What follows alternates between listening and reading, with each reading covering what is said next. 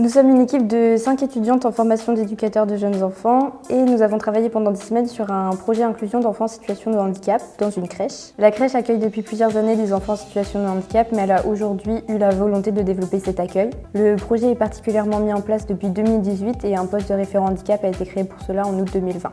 Nous sommes partis du constat que la structure avait peu de demandes d'accueil d'enfants en situation de handicap et que les familles n'osaient pas forcément confier leurs enfants ou ne connaissaient pas les structures pouvant les accueillir.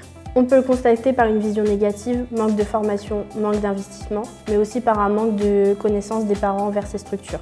Pour connaître les besoins et les freins des parents d'enfants en situation de handicap, nous avons créé et commencé à diffuser des questionnaires pour une étude de territoire. Nous avons aussi partagé le projet à travers une prise de contact et avec les outils de communication que nous avons confectionnés.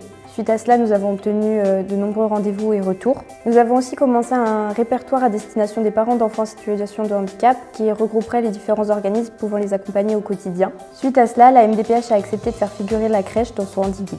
Les bénéficiaires de nos actions ont été les enfants en situation de handicap et leurs familles, mais aussi les professionnels qui ont pu découvrir de nouvelles structures et élargir leur réseau. Sur le long terme, ça permettra d'amener de nouvelles familles vers la structure. L'équipe a aussi engagé une réflexion autour de l'accueil des enfants en situation de handicap. Nous avons eu le soutien de l'équipe de la crèche, mais aussi à l'ITES de notre référente Iris et des services communication et reprographie. Les partenaires ont été des personnes ressources, elles nous ont permis de les contacter, de diffuser le questionnaire et beaucoup nous ont donné des conseils.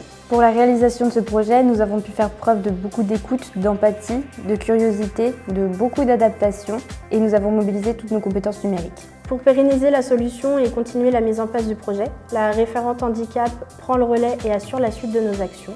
Nous pensons qu'il faut continuer la mise en place du réseau en continuant la prise de contact et en élargissant la distribution des questionnaires pour conclure l'enquête de territoire. Nous pensons que ce poste de référent handicap devrait être revu avec une augmentation de son temps de présence sur la structure afin de garantir au mieux la suite du projet et avec un temps alloué à celui-ci.